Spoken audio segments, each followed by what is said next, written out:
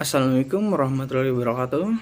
Salam, Om Swastiastu, Namo Buddhaya, salam kebajikan, salam sejahtera bagi kita semua.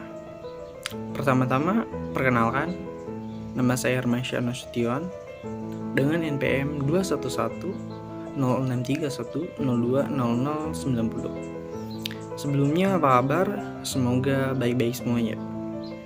Di sini saya akan memaparkan materi yang berjudul peran manajerial dalam pengambilan keputusan, managerial roles and decision. Dosen pengampu Ibu Karyaningsih, mata kuliah kepemimpinan. Yang pertama ada teori-teori pengambilan keputusan. Pengambilan keputusan merupakan tugas utama dari seorang manajerial.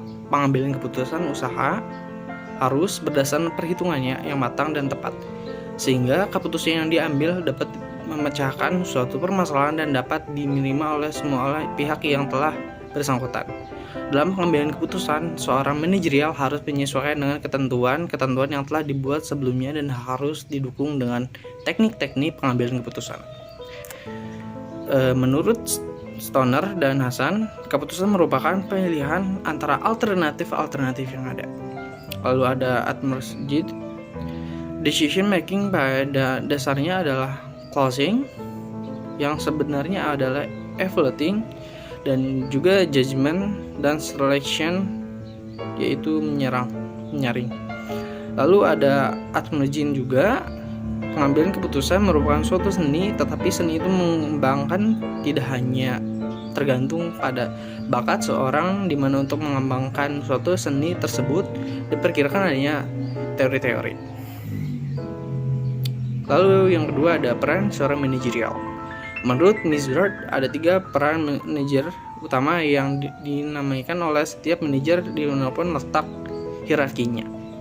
Dari 3 peran utama ini kemudian olehnya diperkirakan menjadi 10 peran. Peran-peran itu antara lain adalah 3. Yang pertama ada peran hubungan antara pribadi. Lalu yang kedua ada peran informasional. Lalu yang ketiga ada peran pengambilan keputusan. Lalu yang ketiga ada aktivitas seorang manajer. Jadi di sini tuh saya mengambil ya ada 4. Salah satunya itu traditional management. Lalu yang kedua ada communication. Lalu yang ketiga ada pengelolaan SDM. Lalu yang keempat ada networking. Lalu yang keempat ada faktor-faktor pengambilan keputusan.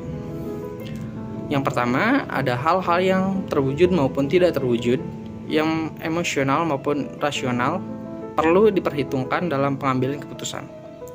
2. Setiap keputusan nantinya harus dapat dijadikan bahan untuk mencapai tujuan organisasi. Lalu yang ketiga, setiap keputusan janganlah berorientasi pada kepentingan pribadi, perhatikan kepentingan orang lain juga. Lalu yang keempat, jarang sekali ada satu pilihan yang memuaskan. Lalu yang kelima, ada pengambilan keputusan merupakan tindakan mental.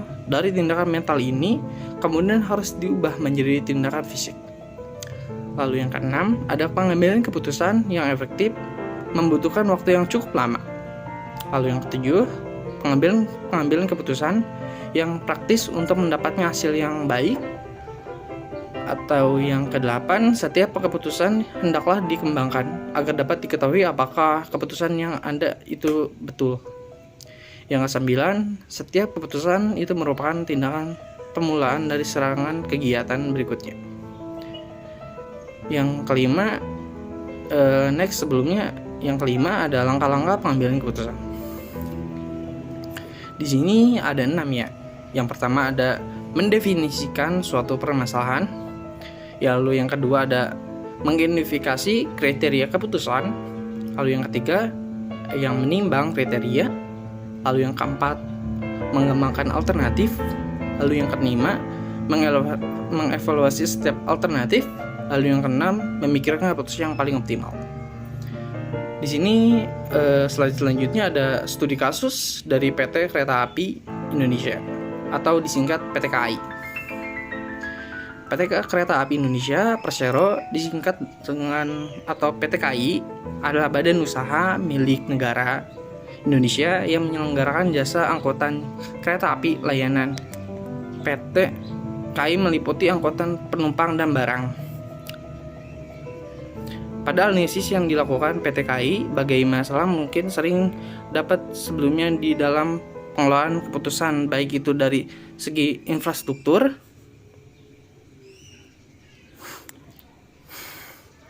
atau bahkan pengelolaannya. Maka dari itu, para atasan saat ini sedang mengumpulkan data-data dan keputusan-keputusan yang sangat strategis, sangat penting, sama dengan bagaimana menangi kreativitas dengan kreasis, menjamin yang tepat. Maka kebutuhan dapat itu merupakan suatu keharusan. Maka data yang government sebagai bahan kajian pengambilan keputusan bagi PT KAI atas apa yang harus ditingkatkan, apa yang harus diubah. Salah satu aspek bagi para atasan direksi yaitu sebagaimana para atasan menyelesaikan dan menyusun data-data atau mengambil keputusan yang tepat. Dalam pengambilan keputusan, PT KAI kini sedang gencar-gencarnya melakukan perbaikan infrastruktur, mengelola pelayanan, meningkatkan efisiensi, melakukan inovasi, serta mampu kinerja dari para karyawan PT KAI agar melayani masyarakat jauh lebih efektif lagi. Di akhir mungkin ada sebuah kata-kata sedikit.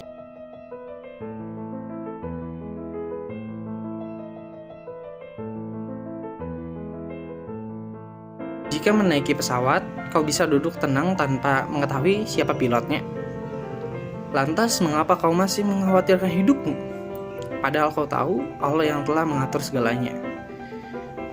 Mungkin sekian pemaparan materi dari saya. Kurang lebihnya mohon dimaafkan. Wabillahi taufiq wal hidayah. Wassalamualaikum warahmatullahi wabarakatuh. Terima kasih.